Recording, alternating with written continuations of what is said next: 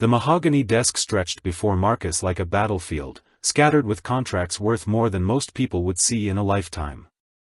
Through the floor-to-ceiling windows of his corner office, the city sprawled beneath him, a tapestry of lights and ambition that he had conquered one deal at a time.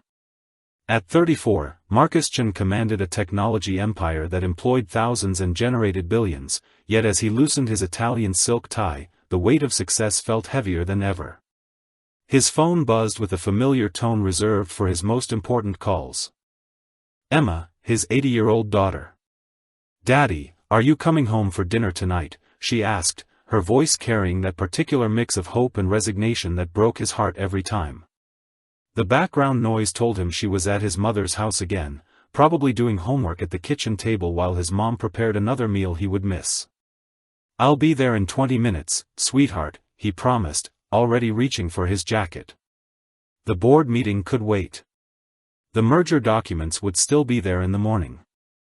But Emma's childhood was slipping away one missed dinner at a time, and no amount of money could buy those moments back. The drive home took him through neighborhoods that reminded him of his own humble beginnings, past the community college where he had studied business while working 3 jobs to support his ailing father.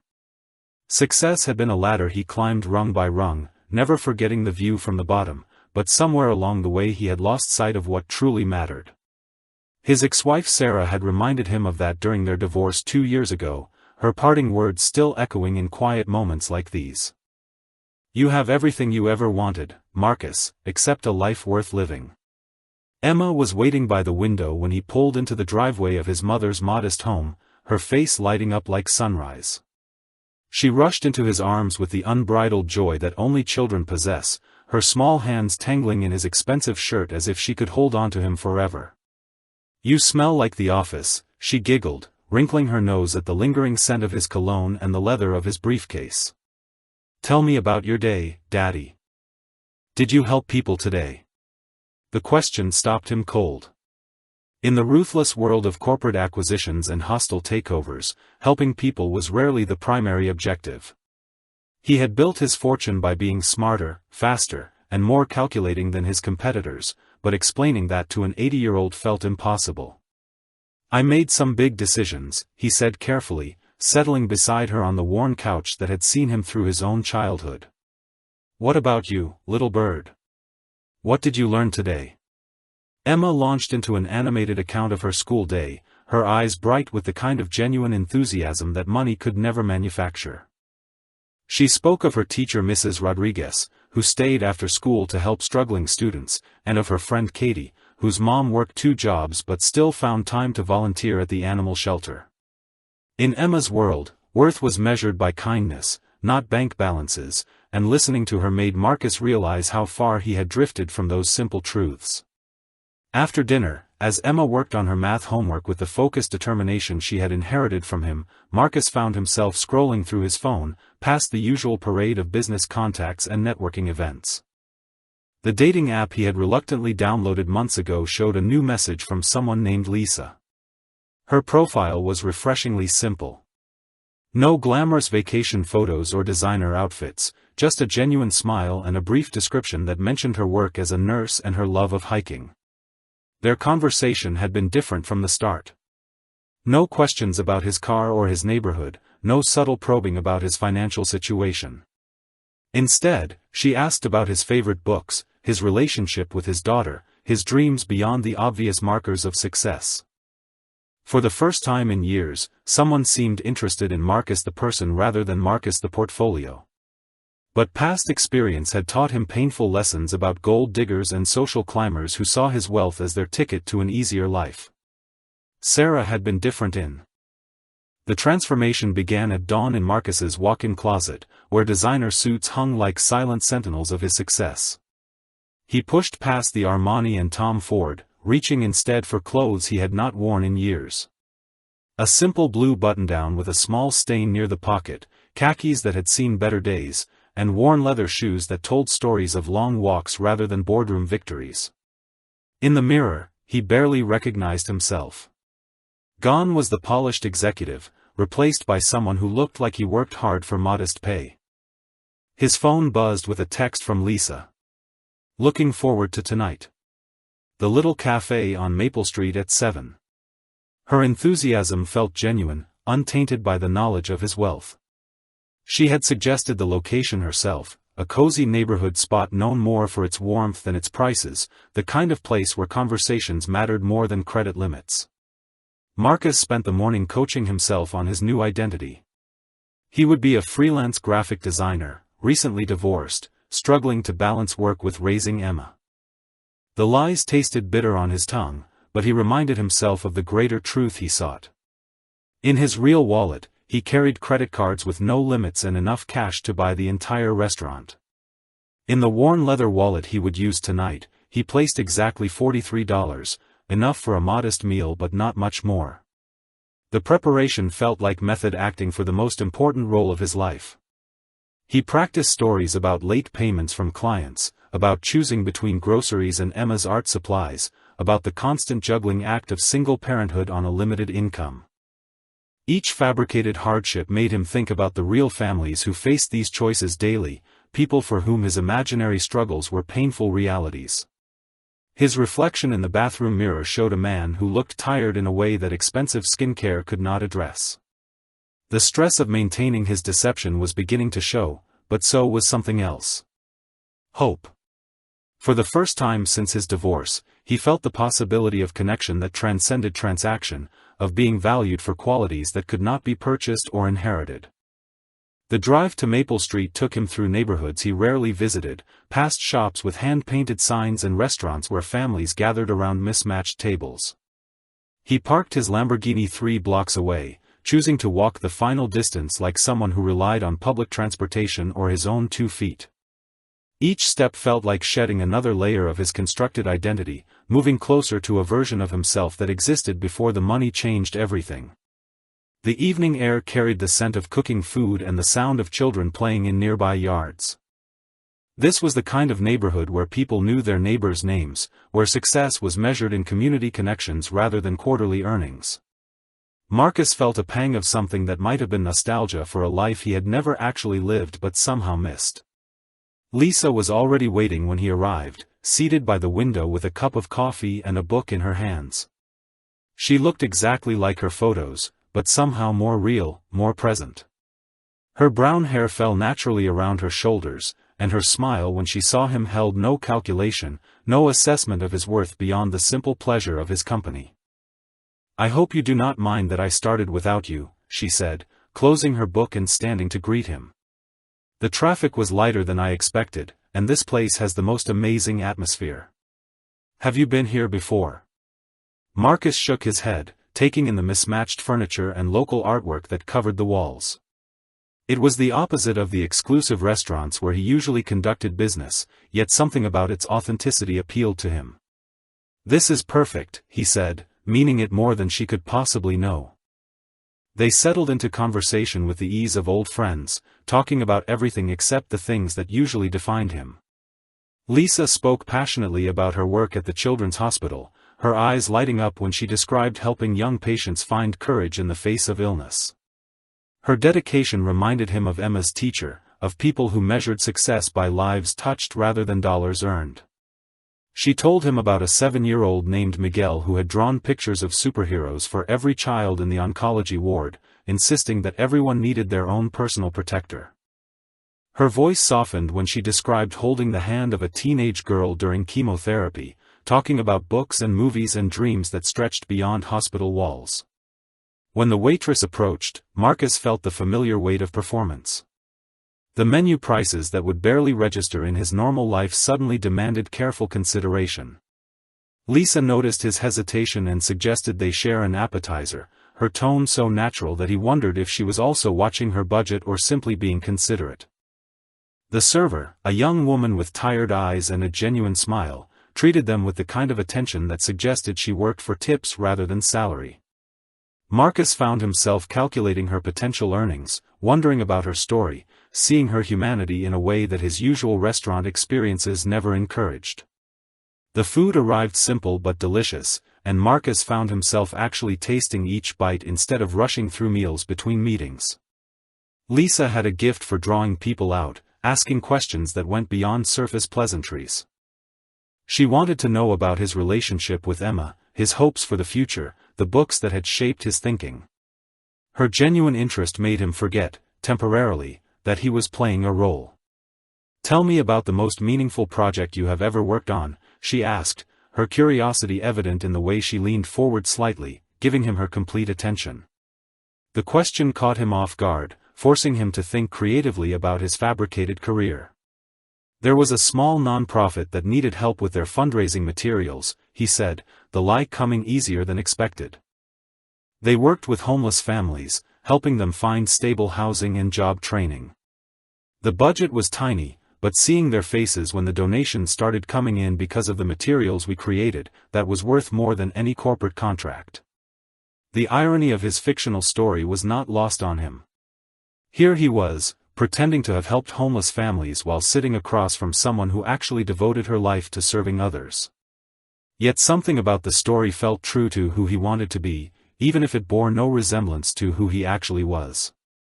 "You have such an interesting way of looking at things," she said during a pause in their conversation. "There is something about you that feels familiar, like we have had these conversations before in another life." Her words sent a chill through him, not of fear but of recognition. This was what he had been searching for without knowing it, someone who connected with his thoughts rather than his bank statements, who saw something valuable in him that had nothing to do with his net worth. The realization made the deception feel both more necessary and more painful. The evening air carried the scent of jasmine as Marcus and Lisa walked slowly down Maple Street, neither wanting their time together to end. The cafe had closed around them without either noticing, their conversation flowing like water finding its natural course. Lisa had suggested a walk, and Marcus found himself agreeing despite the voice in his head warning about extending the deception. "Tell me about Emma," Lisa said, her voice soft with genuine curiosity. "What is she like? I can see in your eyes how much you love her." Marcus felt his heart constrict with both joy and guilt. Talking about Emma came naturally, but every word felt like walking a tightrope between truth and fiction. "She is everything good about this world," he began, his voice carrying the weight of absolute honesty. 8 years old and wiser than most adults I know. She asks questions that stop me in my tracks, like whether I helped anyone today or if I am truly happy. The honesty in his voice when he spoke about his daughter seemed to surprise them both. Here, finally, was territory where no deception was necessary, where his love was pure and uncomplicated by the elaborate fiction he had constructed around his professional life. Lisa stopped walking, turning to face him under the warm glow of a streetlight. "That is beautiful," she said. "Children have this way of cutting through all the noise and getting to what really matters. What does she think about you dating again?" The question hit closer to home than Lisa could know. Emma had indeed asked about his love life, but not in the way most children might. She had wondered aloud whether Daddy would ever find someone who made him smile the way he used to in old photographs, someone who would love them both not for what they could provide but for who they were. "She wants me to be happy," Marcus said carefully. "But she is also protective. She has seen too many people come and go, making promises they could not keep. I think she is waiting to see if someone will stick around when things get difficult." The weight of his words settled between them, carrying implications that neither of them fully understood yet. Marcus was describing his daughter's wisdom about relationships while simultaneously engaging in the very kind of deception that had taught Emma to be cautious about adult promises. As they walked past a small park, they encountered an elderly homeless man sitting on a bench, his weathered hands wrapped around a cup of coffee that had long since gone cold. Most people hurried past without acknowledgement, but Lisa slowed her steps. She reached into her purse and pulled out a sandwich wrapped in paper from the cafe, approaching the man with a smile that held no pity, only kindness. "Excuse me," she said gently. "I ordered too much food tonight and wondered if you might like this. It is turkey and Swiss, nothing fancy, but it is fresh." The man looked up with eyes that had seen too much hardship, his surprise evident. "You are very kind, young lady," he said, accepting the sandwich with hands that trembled slightly. "Not many people see old Joe anymore." "We see you," Lisa replied simply. "I hope your night gets warmer." Marcus watched this exchange with growing amazement. Here was someone who clearly did not have money to spare, someone who had ordered carefully from the cafe menu, yet she had given away her own food without hesitation. Her compassion was not performed or calculated but instinctive, the natural response of someone who understood that wealth was not measured in dollars but in the capacity to care for others. The contrast between Lisa's genuine generosity and his own elaborate deception felt like a physical weight settling on his shoulders. She was giving away food she had paid for with money she had earned through honest work, while he sat on resources that could solve problems for hundreds of people like Joe, yet used his wealth primarily to insulate himself from authentic human connection. "That was beautiful," he said as they continued walking. "You did not have to do that." Lisa shrugged, as if kindness required no explanation. "My grandmother always said that we are all just walking each other home. Some of us need more help than others, but we are all on the same journey. Besides, I had a big lunch and was not really hungry." Her words resonated in a way that surprised him. In his world of corporate competition and strategic advantage, people rarely helped others without expecting something in return. Yet here was Lisa, giving freely to a stranger while believing she was on a date with someone who had little to offer beyond companionship. They found themselves at a small playground, empty except for the whisper of wind through the swings. Lisa sat on one of the benches, and Marcus joined her, their conversation shifting to deeper waters. She spoke about her work at the hospital, about holding the hand of a 6-year-old during a procedure while his parents waited in agony outside. She talked about the way children faced uncertainty with courage that humbled her daily. "There was one little boy," she said, her voice taking on the gentle cadence of someone sharing a sacred memory. "He was maybe 5 years old, facing his 3rd surgery in 6 months. While we were waiting for the anesthesia to take effect, he looked up at me and said, 'Nurse Lisa, do you think my mommy will still recognize me when I wake up?' Not whether the surgery would work, not whether he would be okay, but whether his mother would still know him." Marcus felt something shift inside his chest as he listened to her story. The depth of her daily experience, the weight of responsibility she carried for the emotional well-being of children and families in crisis, made his corporate concerns feel abstract and distant. "Sometimes I wonder if I am making any real difference," she confided. "The problems feel so big, and I am just one person with 2 hands and an imperfect heart." Marcus felt something crack open inside his chest. Here was someone who saved lives for a living yet questioned her impact, while he moved millions with the stroke of a pen and rarely considered whether his actions helped or harmed real people. "You are making a difference," he said, his voice thick with emotion he had not expected. "Every child you comfort, every family you support through their darkest moments, that ripples out in ways you cannot imagine." The sincerity in his voice seemed to surprise them both. Lisa looked at him with new curiosity, as if seeing something she had not noticed before. "You speak like someone who has thought deeply about impact and purpose," she said. "That is rare in someone so young." Marcus felt the weight of his deception growing heavier with each genuine moment between them. Every authentic connection made the lies more painful, yet also more necessary. He was falling for someone who might disappear the moment she learned the truth about his bank account. But worse, he was beginning to understand that his deception was preventing him from becoming the person she was inspiring him to be. 3 weeks passed like a gentle current carrying Marcus deeper into uncharted waters. He and Lisa had met 6 more times, each encounter revealing new layers of her character that left him both enchanted and increasingly conflicted. Tonight, she had invited him to her apartment for dinner, a simple gesture that felt monumentally significant in the careful architecture of their growing relationship. Her building was exactly what he had expected, a modest structure in a neighborhood where young professionals and families lived side by side. The lobby was clean but worn, the kind of place where residents knew each other's names and borrowed cups of sugar.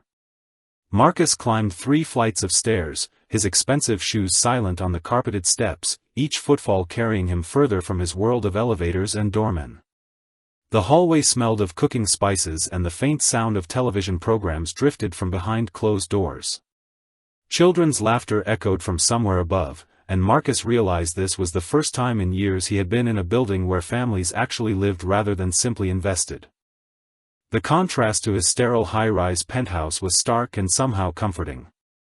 Lisa answered the door wearing jeans and a soft sweater, her hair pulled back in a way that revealed the elegant line of her neck.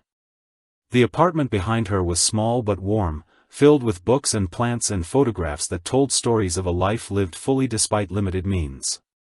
The scent of garlic and herbs drifted from the kitchen, and Marcus realized this was the first home-cooked meal he would share since his divorce. "Welcome to my palace," she said with a self-deprecating laugh, gesturing to the modest space. "I know it is not much, but it is home." She seemed genuinely nervous about his reaction, as if worried that her humble surroundings might disappoint him. The irony was not lost on Marcus, who found her apartment infinitely more appealing than his own sterile mansion. "This is perfect," he said, and meant it completely. There was something about the space that spoke of authenticity, of a person who chose comfort over status, substance over show. A worn leather chair sat by the window with a reading lamp and a stack of medical journals. Framed photographs showed Lisa with friends, colleagues, and what appeared to be her family, all genuine smiles and natural poses. The living room walls were covered with certificates and awards from her nursing program, volunteer organizations, and patient advocacy groups. Each accolade told a story of dedication to service, of someone who measured success by impact rather than income. A small bookshelf held medical textbooks alongside poetry collections and novels with well-worn spines that suggested multiple readings. Dinner was a simple pasta dish with homemade sauce, accompanied by a salad from vegetables she had grown on her tiny balcony. She apologized for the modest meal, unaware that Marcus typically ate alone or at business dinners where food was secondary to networking. This meal, prepared with care and shared with intention, felt like a revelation. "I grew the tomatoes and basil myself," she said proudly, pointing to the small containers on her balcony that housed a surprisingly productive garden. "It is amazing what you can grow in a few square feet if you pay attention to what the plants actually need."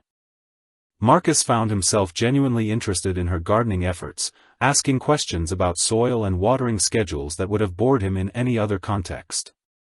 But watching Lisa's face light up as she described the satisfaction of growing her own food, he began to understand that happiness could be found in simple accomplishments that had nothing to do with market dominance or quarterly profits.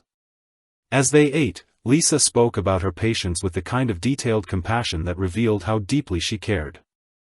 She told him about Maria, a 12-year-old fighting leukemia who had taught the entire ward Spanish curse words, and about David, a teenager who composed music on his phone between treatments.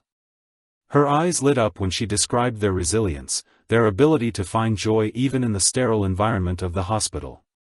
"Maria insists that everyone needs to know how to properly express frustration in Spanish," Lisa laughed, recounting the girl's determination to share her cultural knowledge with the nursing staff. "She has this theory that if you can swear in multiple languages, you are prepared for anything life throws at you." "You talk about them like family," Marcus observed, struck by the depth of her investment in people she had known for weeks or months. "In many ways, they are family," Lisa replied. "When you sit with someone during their darkest hours, when you hold their hand while they face their greatest fears, you become connected in ways that transcend traditional relationships. Some of these kids have taught me more about courage and grace than any textbook ever could." The conversation turned to Marcus's supposed work as a freelance graphic designer, and he found himself weaving increasingly elaborate stories to maintain his cover. He spoke of tight deadlines and demanding clients, of the struggle to balance creative integrity with financial necessity. The lies came easier now, polished by repetition, but they left a bitter taste that no amount of wine could wash away.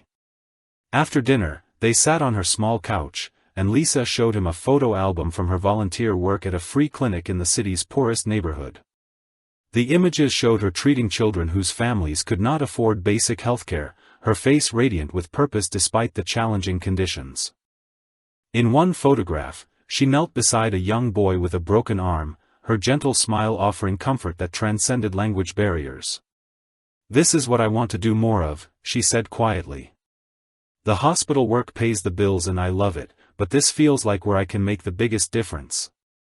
I am saving money to eventually transition to full-time volunteer work, maybe even medical missions overseas."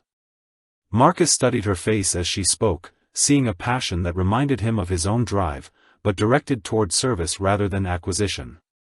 Here was someone who dreamed of earning less money in order to help more people, the exact opposite of every career trajectory he had witnessed in his professional life. The photos showed Lisa in conditions that would challenge even experienced medical professionals. Makeshift examination rooms in community centers, medical supplies donated by hospitals and organized by volunteers who understood that healthcare was a human right rather than a luxury commodity. Her face in these images showed a kind of fulfillment that Marcus had never seen in corporate boardrooms. "That must be expensive, planning for a future with less income," he said carefully, genuinely curious about how someone chose financial sacrifice for moral purpose. Lisa laughed softly.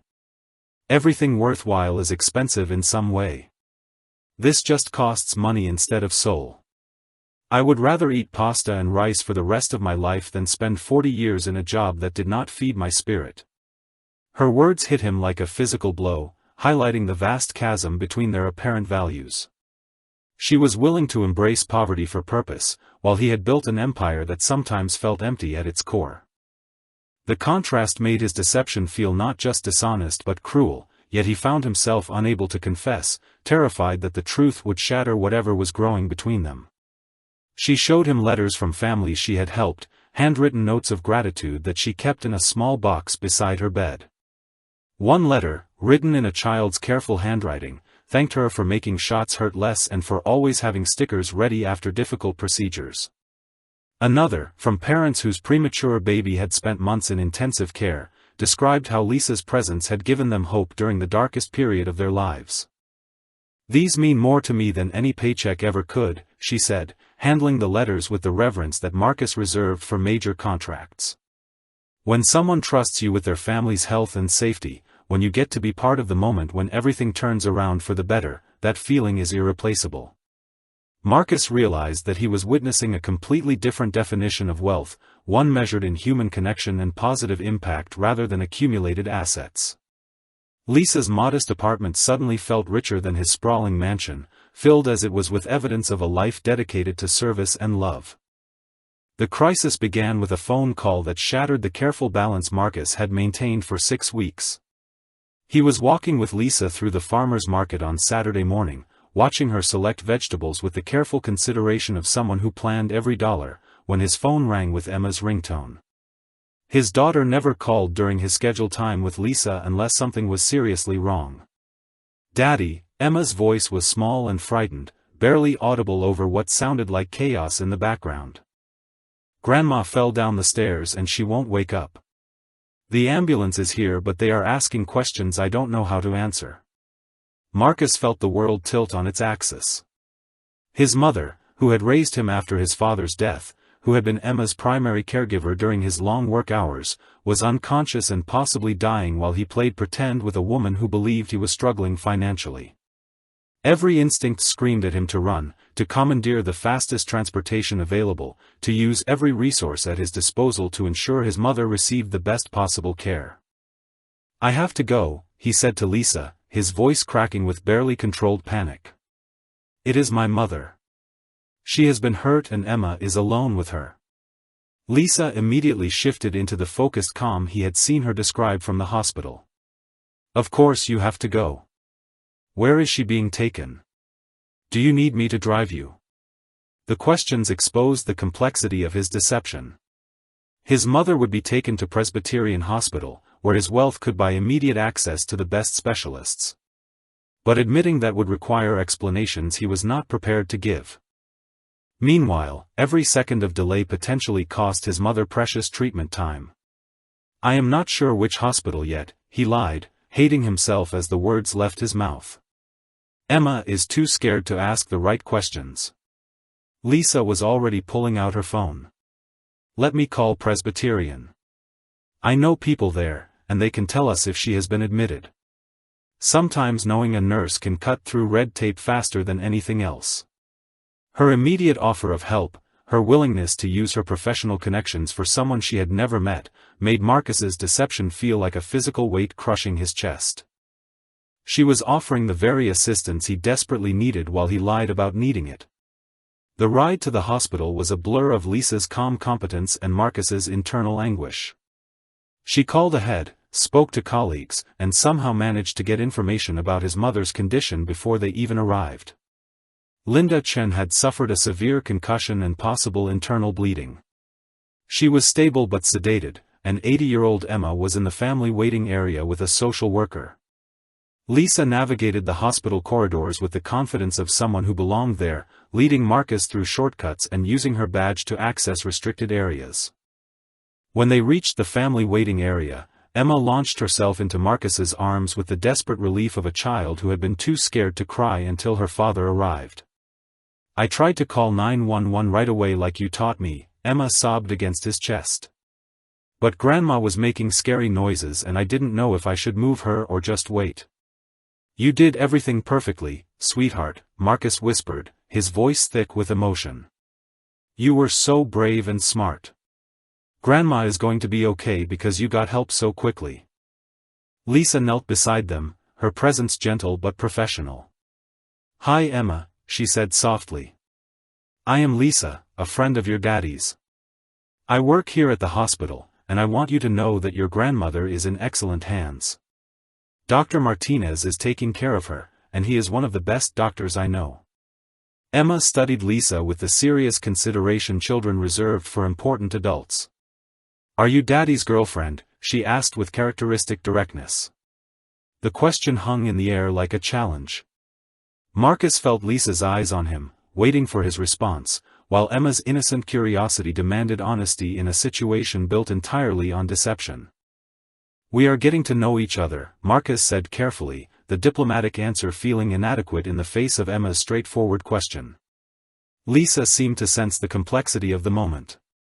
"I am someone who cares about your daddy and wants to help your family right now," she told Emma. "That is what matters most today." As they waited for news about his mother's condition, Marcus watched Lisa interact with Emma with the same natural compassion she showed her patients. She explained medical procedures in terms an 80-year-old could understand, distracted her with gentle games, and somehow made the sterile waiting room feel less frightening. But beneath his gratitude, Marcus felt the weight of a growing crisis. Hospital bills, specialist consultations, potential long-term care, all the financial pressures that came with serious medical emergencies, would soon expose the truth about his resources. There was no way to maintain his facade of financial struggle while ensuring his mother received the care she needed. "What part of this situation feels most familiar to you?" he wondered, looking around at the other families waiting for news about their loved ones. "Have you ever found yourself caught between who you really are and who you pretend to be when someone you love needs help? Share your thoughts about the difficult choices we make when crisis strikes." The conversation Marcus dreaded came sooner than expected. Dr. Martinez emerged from the intensive care unit with the grave expression that healthcare professionals wore when delivering difficult news. Linda Chen was stable but would require surgery to address internal bleeding, followed by weeks of intensive rehabilitation. The financial implications hit Marcus like a sledgehammer, not because he could not afford the care, but because avoiding bankruptcy would require revealing his true identity. Lisa stood beside him as Dr. Martinez outlined the treatment plan, her hand resting gently on Emma's shoulder while Marcus struggled to process information through the fog of his deception. When the doctor mentioned the estimated costs, easily reaching 6 figures, Lisa's sharp intake of breath revealed her assumption about his financial situation.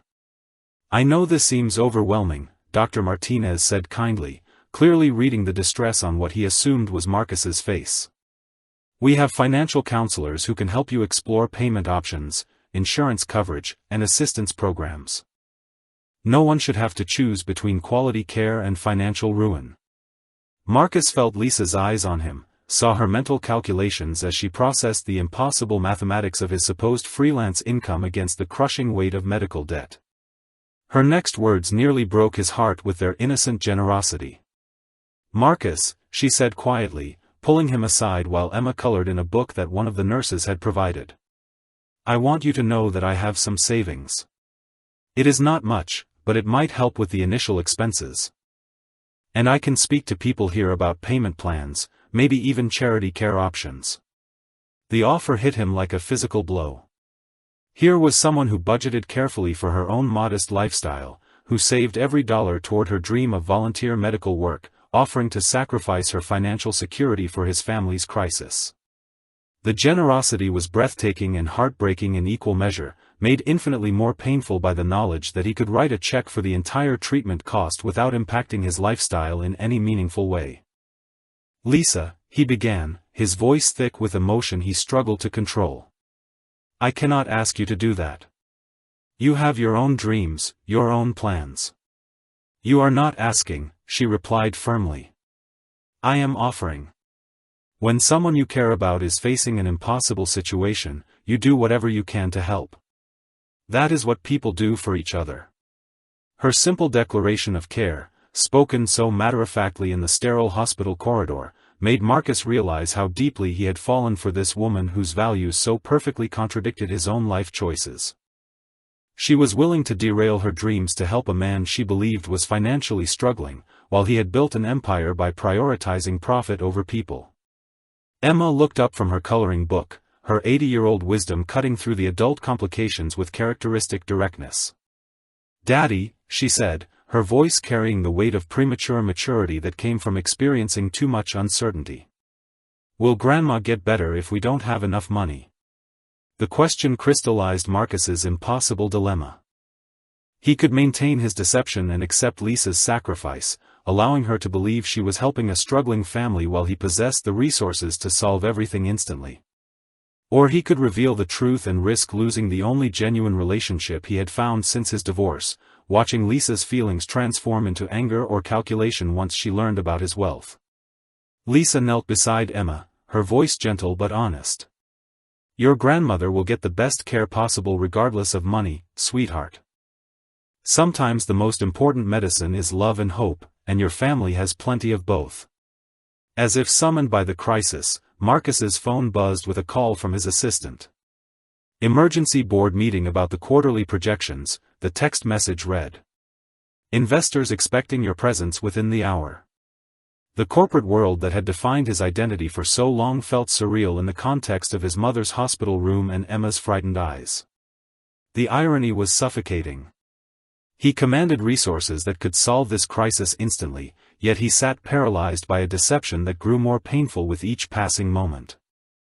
"I need to make some calls about work," he told Lisa, gesturing toward his phone. "Maybe see if I can get an advance on some pending projects." "Of course," she said, her understanding smile making his lies feel like poison in his veins. "Take all the time you need. Emma and I will be right here." Marcus walked to the hospital parking garage, his steps heavy with the weight of decisions that would reshape everything. In the privacy of his car, he called his personal banker, arranging for immediate transfer of funds to cover any medical expenses. The transaction took less than 5 minutes, a reminder of how easily money solved problems for those who possessed it. But as he sat in the driver's seat, surrounded by the trappings of wealth that Lisa believed he lacked, Marcus understood that the real crisis was not financial but moral. Every moment he delayed telling the truth was another moment of accepting her sacrifice under false pretenses. Yet every moment brought him closer to losing the only person who had loved him for his character rather than his bank account. The hospital's sliding doors beckoned him back to a choice that would define not just his relationship with Lisa, but his understanding of who he wanted to be. The breaking point came during the quiet hours of Sunday evening, when his mother had stabilized enough for Emma to visit her bedside. Marcus watched his daughter hold Linda's hand with the fierce tenderness that children reserved for their most precious people, whispering stories about school and friends to the woman who had raised them both with unwavering love. Lisa had insisted on staying through the weekend, using her connections to ensure his mother received exceptional care while managing to make Emma feel safe in an environment that terrified most adults. She moved through the hospital with quiet authority, translating medical jargon into understandable terms and advocating for small comforts that made enormous differences in a sterile world. As Emma dozed in the chair beside the hospital bed, exhausted by 2 days of emotional upheaval, Lisa approached Marcus with a manila envelope that made his stomach clench with dread. "I spoke with financial services about payment options," she said quietly, her voice carrying the gentle authority of someone accustomed to helping families navigate medical crises. They have several programs that might help, including a hardship fund that could cover up to 60% of the costs. Marcus stared at the paperwork that represented hours of Lisa's time spent researching assistance programs for a man who could buy the entire hospital without affecting his portfolio. Each form she had carefully filled out on his behalf felt like another nail in the coffin of his integrity. "Lisa," he started, then stopped, the words trapped behind walls of deception that had grown too high to scale. "You do not have to thank me," she said, misreading his struggle. "This is what people do for each other when things get difficult. My grandmother always said that we are all stronger when we carry each other's burdens." Her grandmother's wisdom echoed in the quiet hospital room, highlighting the stark contrast between Lisa's philosophy of mutual support and Marcus's world of competitive individualism. In her universe, people shared struggles and celebrated victories together.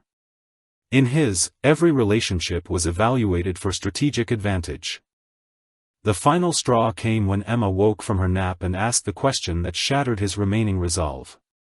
"Daddy," she said, her young voice heavy with worry that no child should carry, "will we have to sell our house to pay for Grandma's medicine?" The innocent inquiry revealed how much Emma had absorbed from adult conversations, how deeply the financial stress had penetrated even her 80-year-old understanding. Marcus realized that his deception was not just hurting Lisa but teaching his daughter lessons about scarcity and limitation that contradicted everything he wanted her to believe about possibility and security. Lisa immediately knelt beside Emma's chair, her voice warm with reassurance. "Sweetheart, your daddy and I are going to make sure your grandmother gets everything she needs. Sometimes adults have to be creative about solving problems, but that is what we are here for." The "we" in her statement nearly undid him completely. Lisa had unconsciously included herself in his family's future, accepting responsibility for people she had known for mere weeks because her heart recognized no boundaries when it came to care and commitment. What would you do if someone you loved was making sacrifices for you based on something that wasn't completely true? Marcus found himself wondering as he watched Lisa adjust Emma's blanket with the tenderness of someone who had already claimed them both. Have you ever been in a situation where telling the truth might destroy something beautiful but keeping a secret felt like betrayal? This is the moment when everything changes. That evening, after Emma had finally fallen asleep in the fold-out chair that Lisa had somehow procured from the nursing staff, Marcus found himself alone with the woman who had spent her weekend reorganizing her life around his family's crisis. She sat by the window, medical journal spread across her lap as she researched his mother's condition with the thoroughness of someone personally invested in the outcome. "You should go home," he said gently.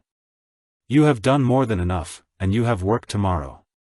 Lisa looked up from her reading, her eyes reflecting the exhaustion of someone who had given everything she had to offer. "I want to be here," she said simply. "Your family is going through something terrible, and I care about what happens to all of you." Her declaration hung in the air between them, honest and vulnerable in a way that made his continued deception feel like a physical assault on everything good and decent about her character. She had opened her heart to people she barely knew, offering her time, her money, her professional connections, and her emotional energy without calculating the cost to herself. Marcus sat down beside her, the weight of his secret making it difficult to breathe.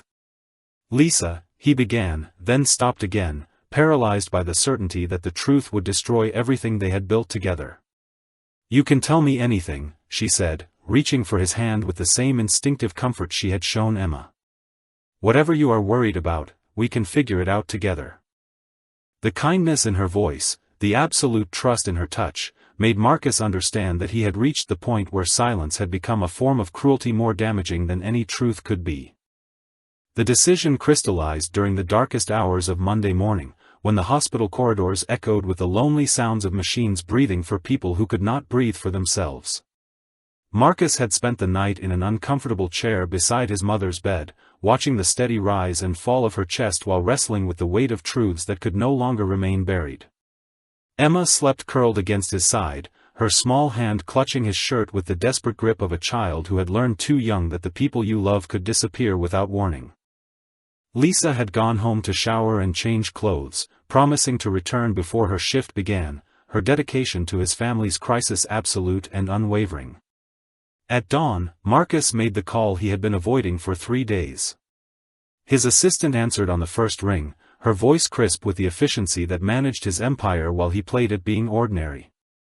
"Cancel everything for the rest of the week," he instructed quietly, his voice barely above a whisper to avoid waking Emma. "Board meetings, investor calls, the Singapore conference. Everything." "Sir," she began, her tone carrying the careful concern of someone who had worked for him long enough to recognize unprecedented behavior.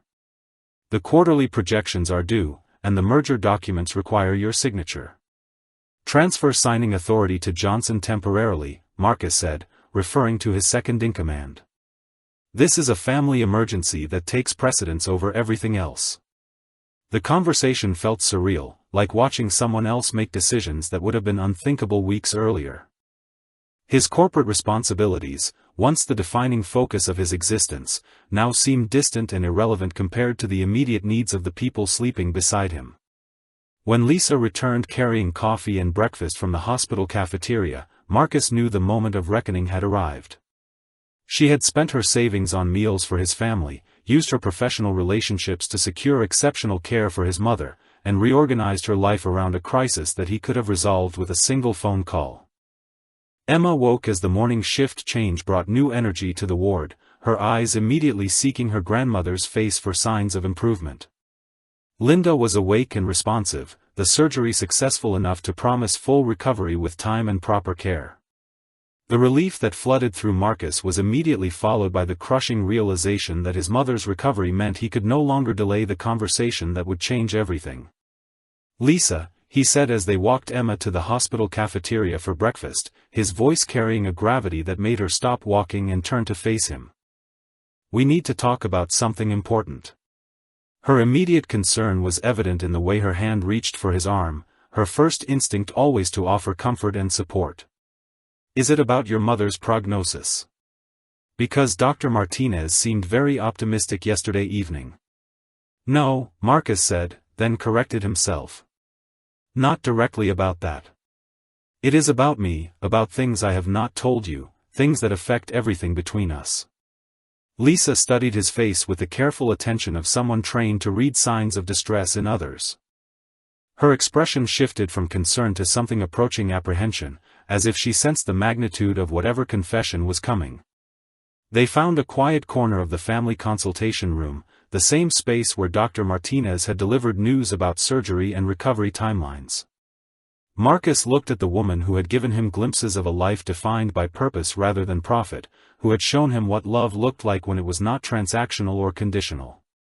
"The truth is," he began, then stopped, overwhelmed by the impossibility of explaining weeks of deception to someone whose trust he had earned through lies. "Lisa, I have not been honest with you about who I am or what my life really looks like." Her stillness was complete, the kind of absolute attention that medical professionals reserved for life-changing diagnoses. Her hands remained folded in her lap, but Marcus could see the slight tremor in her fingers that betrayed her growing anxiety.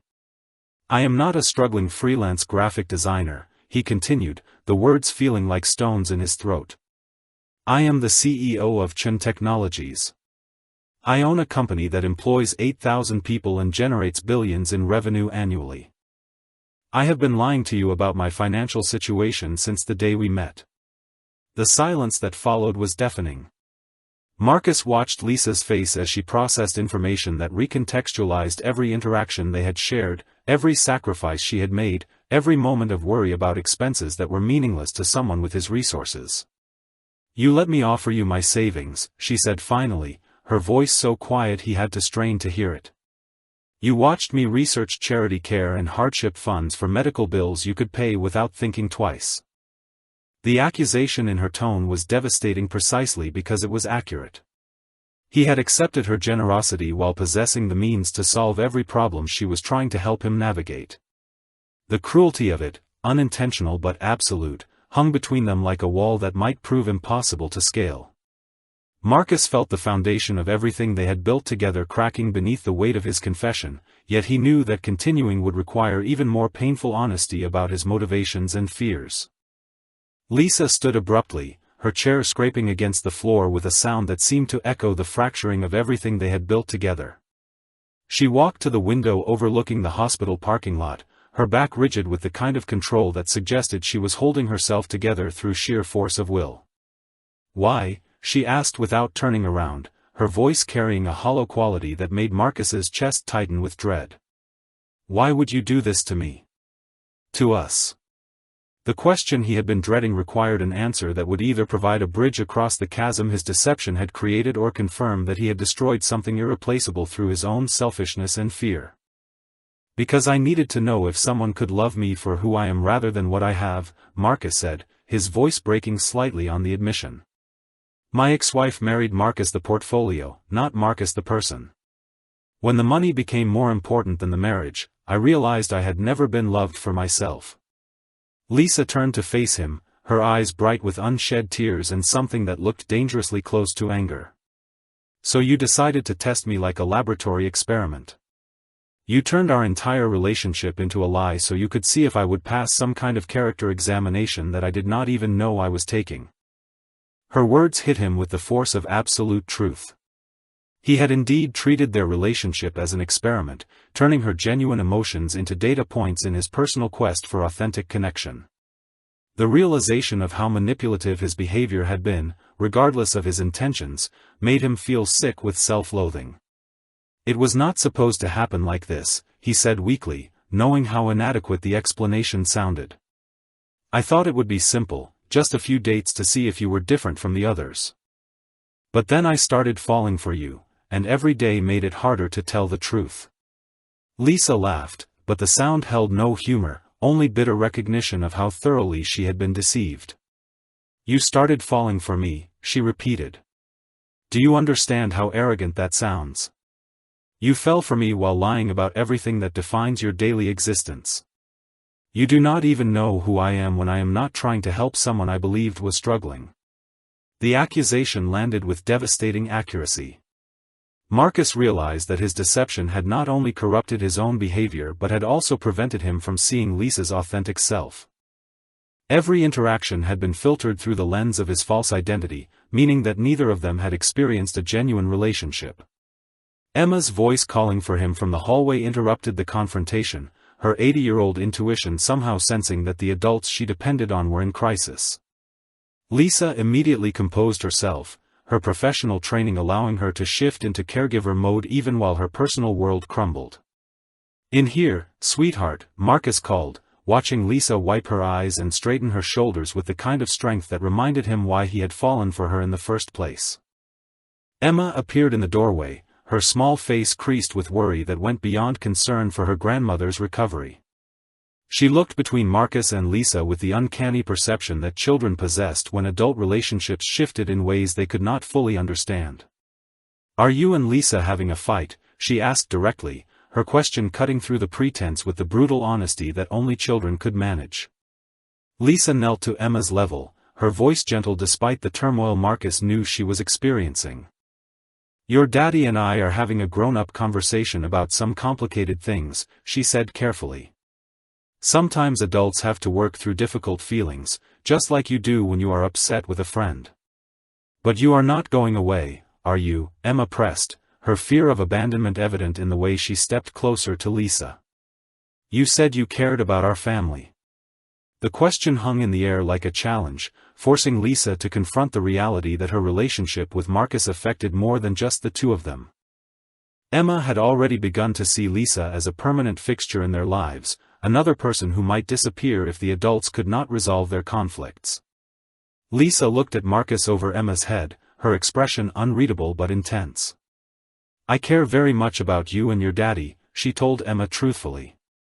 "Right now we are trying to figure out how to be honest with each other about some important things." Marcus saw the moment when Emma's intelligence connected the dots between the tension in the room and the larger patterns she had observed in her young life. Her expression shifted from confusion to a kind of weary resignation that broke his heart. "Adults always say they are trying to figure things out when they are about to change everything," she said with the matter-of-fact wisdom of a child who had experienced too many disruptions. "But usually figuring things out means someone goes away." The truth of her observation silenced both adults. Emma had learned from experience that grown-up conversations about complicated things typically preceded departures and divorces, broken promises and empty rooms where important people used to be. The hours that followed felt suspended in time, like the moment between lightning and thunder when the world holds its breath waiting for impact. Lisa had excused herself to think, promising Emma she would return before evening but needing space to process the magnitude of Marcus's deception. Emma, with the resilience of children who had learned to adapt to adult chaos, focused her attention on her grandmother's recovery, reading stories aloud and describing the flowers that well-wishers had sent. Marcus sat in the uncomfortable hospital chair, surrounded by the evidence of his dual existence. His phone buzzed constantly with corporate emergencies that once would have demanded immediate attention, but he found himself unable to care about merger deadlines when his personal life lay in ruins. The irony was suffocating. He had achieved everything he thought he wanted in business, yet he was about to lose the only relationship that had made him feel genuinely valued. When Lisa returned that evening, she carried herself differently, as if the hours of reflection had settled something fundamental in her mind. She brought Emma a new coloring book and his mother a bouquet of flowers that she had clearly chosen with care, her kindness toward his family unchanged despite her anger toward him. "Can we finish our conversation?" she asked quietly, gesturing toward the same consultation room where his confession had shattered their carefully constructed world. They sat across from each other this time, the small table between them feeling like an ocean of uncertainty. Lisa had composed herself during her absence, her nurse's training evident in the way she approached difficult conversations with both compassion and clinical directness. "I have been thinking about everything you told me," she began, her voice steady but guarded. "I understand why you felt the need to protect yourself after your divorce. I even understand the appeal of knowing whether someone could love you for your character rather than your bank account." Marcus felt a flicker of hope at her measured tone, but Lisa's next words extinguished it immediately. "What I cannot understand is how you justified letting me sacrifice for you while knowing it was unnecessary. You watched me offer my savings, my time, my professional connections, all while possessing the resources to solve every problem instantly. That was not testing my character, Marcus. That was using my compassion against me." Her words landed with surgical precision, identifying the heart of his moral failure with the clarity that came from professional training in ethics and human behavior. She was right, and they both knew it. His deception had crossed the line from self-protection into exploitation the moment he allowed her to make sacrifices based on false information. "You are absolutely right," he said, his voice thick with shame. "There is no excuse for what I did. I was so focused on protecting myself from being used that I became the person doing the using." Lisa nodded, acknowledging his admission without offering forgiveness. "That is the part that hurts the most," she continued. "Not the lies about your job or your money, but the fact that you let me give pieces of myself to solve problems that did not exist. Every dollar I offered, every connection I used, every hour I spent researching assistance programs, that was time and energy I could have used to help families who actually needed it." The broader implications of his selfishness hit Marcus like a physical blow. Lisa's resources were finite, her capacity for helping others limited by time and money. Every moment she had devoted to his fabricated crisis was a moment stolen from someone with genuine need. "I know I have no right to ask for forgiveness," Marcus said, his voice barely above a whisper. "But I need you to know that what I felt for you was real, even if everything else was a lie. The connection we shared, the way you made me want to be a better person, that was genuine." Lisa was quiet for a long moment, her eyes focused on something beyond the hospital window. When she finally spoke, her words carried the weight of someone who had made a difficult decision. "I believe that your feelings were real," she said softly. "But feelings based on deception are like flowers grown in contaminated soil.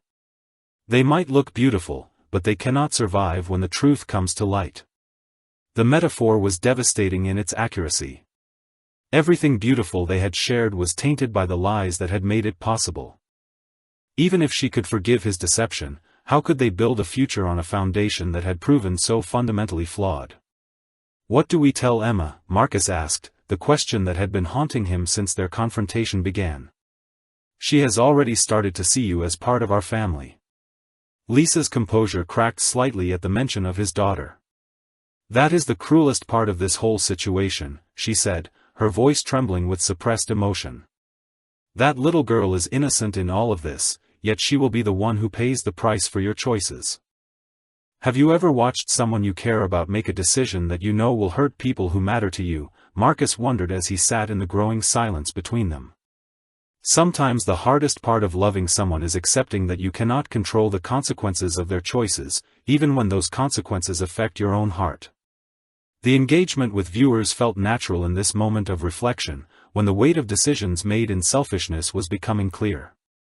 Lisa's next words would determine whether redemption was possible or if some betrayals cut too deep for healing. The moment of reckoning came when Emma appeared in the doorway of the consultation room, her 80-year-old intuition drawing her to the epicenter of the adult crisis that threatened to reshape her world once again. She looked between Marcus and Lisa with the careful assessment of a child who had learned to read the emotional weather patterns that preceded major life changes. "I heard you talking about me," she said with the directness that children possessed before the world taught them to soften difficult truths. "Are you leaving us, Lisa?" The question hung in the air like a challenge to everything they had been discussing in theoretical terms. Suddenly, the consequences of Marcus's deception had a face and a voice, embodied in a little girl who had already experienced too much loss for someone so young. Lisa's composure, so carefully maintained throughout their confrontation, began to crumble as she looked at Emma's expectant face. She had spent 3 days becoming part of this family's crisis, allowing herself to imagine a future where she belonged in their story, only to discover that the foundation was built on lies. "Come here, sweetheart," Lisa said softly, opening her arms to Emma with the same natural warmth that had drawn Marcus to her from the beginning. Emma settled beside her without hesitation, trusting in the bond they had formed during the hospital vigil. "Your daddy and I have been talking about some grown-up problems," Lisa began, her voice gentle but honest. "Sometimes adults make mistakes that hurt the people they care about, even when they do not mean to cause pain." Emma nodded solemnly, her experience with divorce and disruption making her wise beyond her years. "Did Daddy lie to you like he used to lie to Mommy?" she asked, her question revealing how much she had absorbed from the adult conflicts that had shaped her young life. Marcus felt his heart stop at his daughter's casual reference to patterns she had observed but never mentioned. The realization that Emma had been watching his relationship with Lisa through the lens of previous disappointments made his deception feel even more destructive. "Yes," Lisa answered honestly, respecting Emma's intelligence enough to tell her the truth. "Your daddy was not honest with me about some important things, and that makes it very difficult for us to trust each other. But people can say sorry and start over," Emma said with the hopeful pragmatism of childhood. "That is what you taught me when I broke your favorite mug, Daddy. You said that mistakes do not have to be forever if we really try to fix them." The innocent wisdom of his daughter's words hit Marcus with devastating force. He had indeed taught Emma about redemption and second chances, about the possibility of rebuilding trust after betrayal. Yet he had created a situation where his own redemption might cost Emma another important relationship. "Sometimes sorry is not enough," Lisa said gently, her own voice breaking as she spoke truths that hurt her as much as they hurt Emma. "Sometimes the things people do change everything, even when they wish they could take it back." Emma studied Lisa's face with the intensity of someone trying to solve a puzzle that mattered more than anything in her small world. "But you love us," she said, stating what she believed to be fact rather than asking a question. "I can tell because of how you take care of us when things are scary." The simple declaration shattered the last of Lisa's defenses.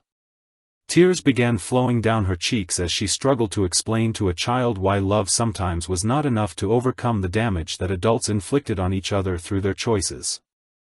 "I do love you," Lisa whispered, her admission making Marcus's chest tighten with both hope and despair. "I love you and your daddy very much. But sometimes loving someone means making difficult decisions to protect everyone involved." Emma processed this information with the gravity of someone much older, her young face reflecting understanding that no 80-year-old should need to possess. "If you love us," she said finally, her logic simple and devastating, "then maybe you could help Daddy learn how to tell the truth better instead of going away." The suggestion hung between them like a lifeline thrown into stormy waters. Emma was offering a path forward that neither adult had considered, proposing forgiveness and education rather than abandonment and punishment. Her faith in the possibility of redemption was absolute, untainted by the cynicism that experience had taught the adults in her life. Lisa looked at Marcus across the small table, seeing him clearly for perhaps the first time since they had met. Not the struggling graphic designer she had believed she was dating, not the wealthy CEO he had revealed himself to be, but a flawed human being who had made terrible choices out of fear and past pain, yet who had raised a daughter capable of offering grace in the face of betrayal. The silence stretched between them, heavy with possibility and fraught with the weight of decisions that would echo through all their lives. 6 months later, Marcus stood in the boardroom of his company headquarters, but the meeting had nothing to do with quarterly profits or market expansion. Instead, he faced a room full of employees as he announced the launch of the Chen Foundation, a charitable organization dedicated to providing medical care for families who could not afford treatment. The irony was not lost on him that he was using his wealth to solve the very problems he had pretended to face during his deception. Lisa sat in the back row, her presence both a reminder of how far they had come and how much work remained ahead. The path to rebuilding trust had been neither quick nor simple, requiring months of honest conversations, couples counseling, and the kind of transparency that made Marcus uncomfortable but was necessary for any hope of redemption. Emma had been their unexpected guide through the process of healing. Her 80-year-old wisdom had insisted that people who loved each other should help each other become better, not abandon each other when mistakes were made. She had demanded family meetings where everyone practiced telling the truth, even when it was difficult or embarrassing. The foundation announcement represented more than corporate philanthropy. It was Marcus's attempt to transform his guilt into action, his way of ensuring that resources he possessed would help families facing genuine crises rather than being wasted on elaborate deceptions designed to test people's character. Dr. Martinez had agreed to serve on the foundation's medical board, bringing the expertise that had saved Marcus's mother and countless other patients. The first recipients would be families from Lisa's volunteer clinic, people whose needs were real and desperate rather than manufactured for emotional experiments. After the presentation, Marcus found Lisa waiting by the elevator, her expression reflecting the complex mixture of pride and reservation that had characterized their relationship since his confession. They had been dating again for 2 months, but this time with complete honesty about his wealth, his corporate responsibilities, and his fears about being loved for the wrong reasons. "That was beautiful," she said, her voice carrying genuine warmth. "I think your mother would be proud of what you are building in her honor." Linda Chen had recovered fully from her injuries, but the experience had changed her perspective on her son's priorities. She had been the one to suggest that Marcus's wealth could be a tool for healing rather than a source of isolation, encouraging him to find ways to use his resources that would honor the values she had tried to instill in him. Emma bounded toward them from the reception area where she had been charming Marcus's executives with her questions about how businesses could help children. She had become the unofficial ambassador for the foundation, her enthusiasm infectious among adults who had forgotten what it felt like to approach problems with pure optimism.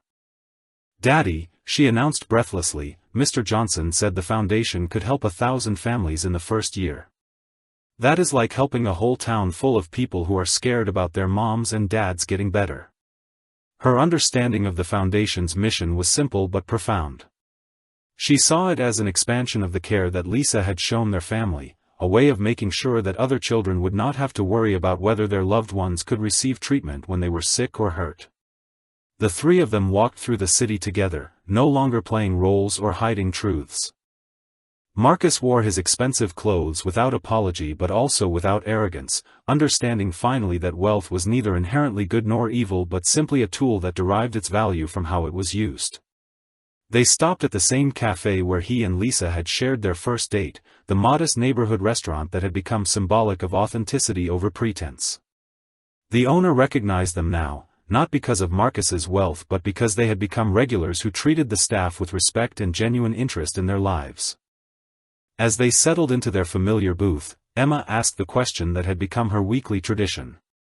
"What is the most honest thing that happened to you this week?" she said, her version of grace before meals that kept the adults accountable to the transparency they had all agreed was necessary.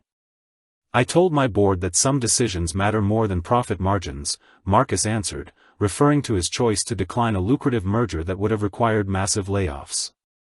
I admitted to my supervisor that I need help managing my caseload because I want to do justice to every patient rather than rushing through appointments. Lisa shared, her commitment to authentic care unchanged by her relationship with someone who could afford to support her financially. Emma nodded approvingly at their answers, then delivered her own truth with the matter-of-fact honesty that had become her trademark. I told my teacher that my daddy used to lie, but he is learning to be better, and that people can change if they really want to and if someone loves them enough to help.